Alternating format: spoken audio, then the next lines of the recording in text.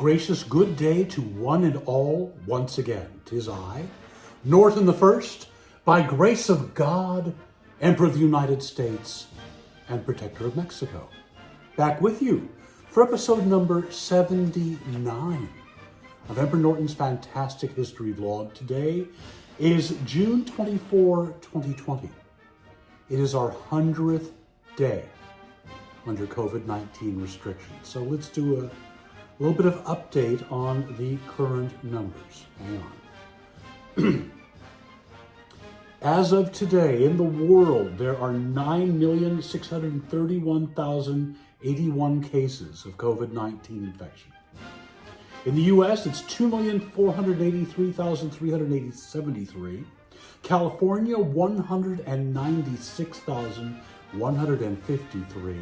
And in San Francisco, 3,297. Deaths, as of today, worldwide, 487,476. In the U.S., 124,586. In California, 5,729. And in San Francisco, 48. We are doing very well here in San Francisco. Why? We listened. We obeyed. Don't think of that as a sign of weakness to obey. There are just certain times when it is necessary. You know, there are all sorts of things we have to obey to live in a society. You think about restrictions that are placed upon us, like wearing seatbelts, observing stop signs, traffic signals. Many, many things put restrictions on us. This wearing of masks is such a minor little thing to do. And I've seen so many videos recently of people saying, oh, they can't breathe or they can't get the oxygen. It just has no effect on that whatsoever. Fake ID cards going around so that people don't have to wear masks. They think that they can just flash this little fake card. They can get away with that. The number one thing that you can do to avoid the spread of this virus and save lives is to wear a mask. It's just that simple. Had we had restrictions earlier, been more aggressive about it, not in such a hurry to get back to work, get the economy moving again, many of these deaths would have been preventable. And it's truly awful that it has come to this, that something as simple as public safety has become a political football. This is wrong, and it's terrible, and people are dying needlessly every single day. But enough of my rant for today, and I will be back with more in the future. Let's get on to our national days. It is National Catfish Day, so let's go eat some catfish. I know a few places here in San Francisco that makes pretty decent catfish, but probably not as good as in the South, I would imagine. Leon Day is today. I had no idea what that was, so I looked it up. Well, today is June 20th. Is this the 24th or 25th? It's the June 25th. I got the date wrong on here. Pardon me. My mistake. Well, that makes more sense now because Leon Day is 6 months before Christmas.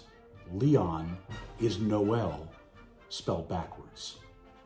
Didn't know that. It is Strawberry Parfait Day. That sounds good. National Bomb Pop Day. Oh, that took some research. It's a popsicle. It was created in 1955. Kind of looks like a rocket. 3 colors, usually red, white, and blue. Of course, the popsicle was invented in Oakland, but not this one. And National Handshake Day. Well, not this year. Thank you very much. Maybe next year I'll shake your hand. Don't want to take any chances. Let's get on to our San Francisco story for today. And as we so often do, we rely on John Ralston's wonderful book, This Date in San Francisco. Because it was on June 25th, 1835 that William Richardson erected the first Yerba Buena's first structure, Yerba Buena being the original name of San Francisco.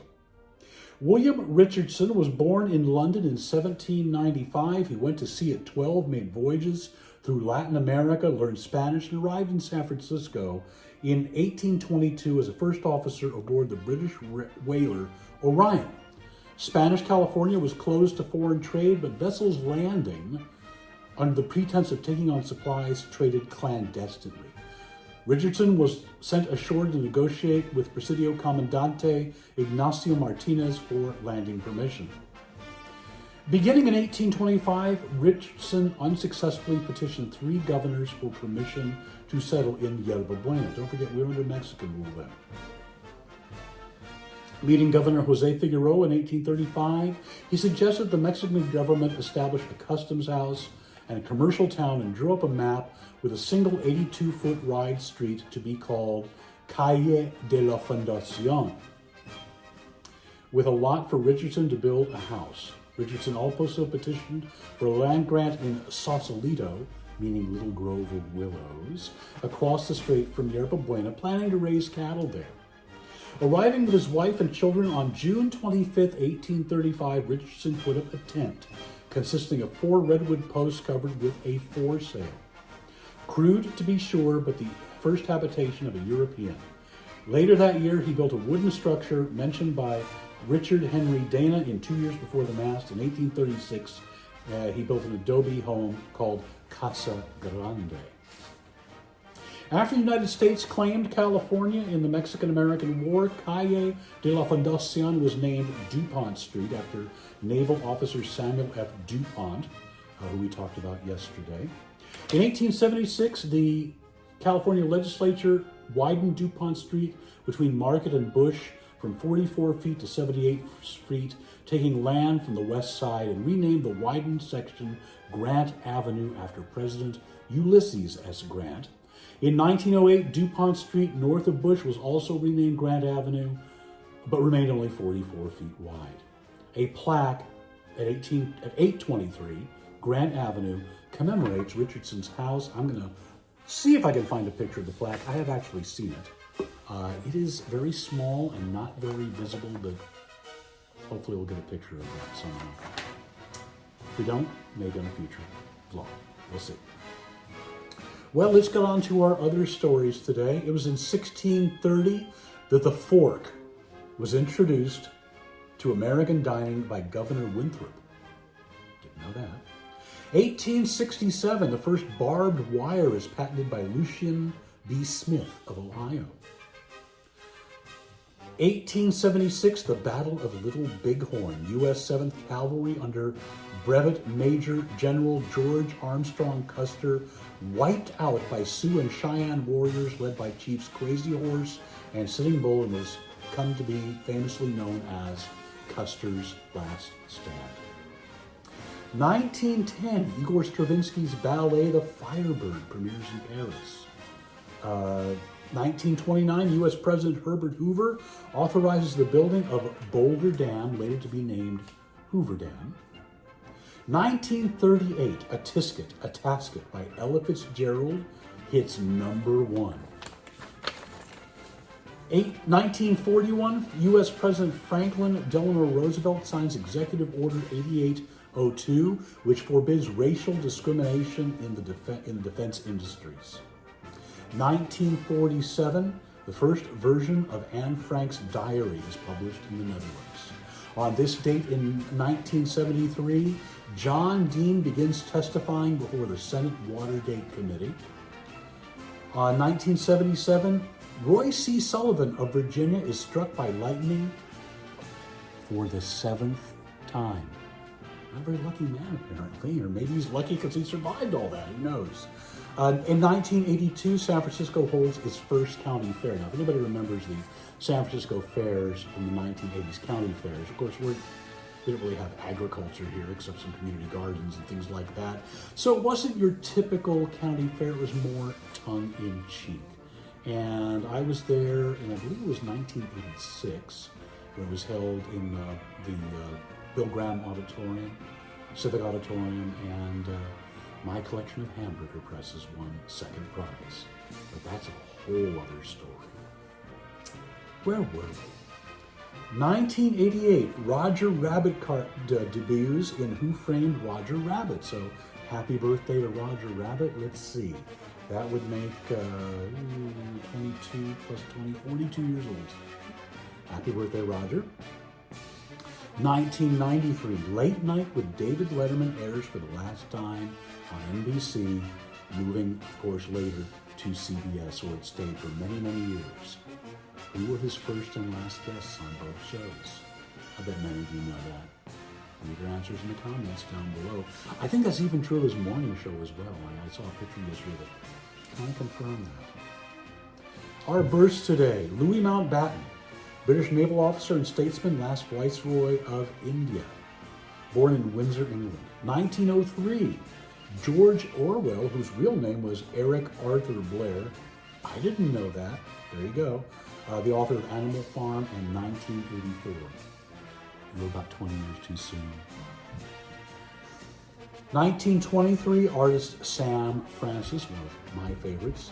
1924, director Sidney Lumet. 1925, June Lockhart. She's still with us. And I got to meet her once. A real nice lady. 1956, Anthony Bourdain, who I miss tremendously. 1961, funny man Ricky Gervais. And 1963, singer George Michael.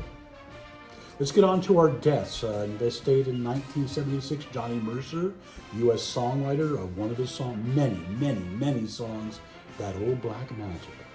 1988, Axis Sally, whose real name was Mildred E. Gillars. She was a Nazi propagandist here in the United States. She went to prison for that. 1995, Supreme Court Justice Warren Burger. 1997, Jacques Cousteau, the famous oceanic explorer. 2009, two very important deaths on this date. Number one, Michael Jackson, whose death, unfortunately, eclipsed that of Farrah Fawcett. He kind of got shortchanged on that, as well as the Academy Awards that year. Shame on the Academy. And 2017, Bill Dana. Some of you might remember him. Most of you probably won't. He was a comedian in the 1960s and 70s. He had a show where he played a Mexican character named Jose Jimenez. It would be considered highly racist today, but at that time, it was considered comedy. Well, that wraps it up for today. Until we see you again, stay safe, stay inside, stay healthy. If you go outside, you can now, wear a mask. Please wear your masks. Don't take unproven cures that have since been debunked. Be kind to one another. Until we see you again, a gracious good day.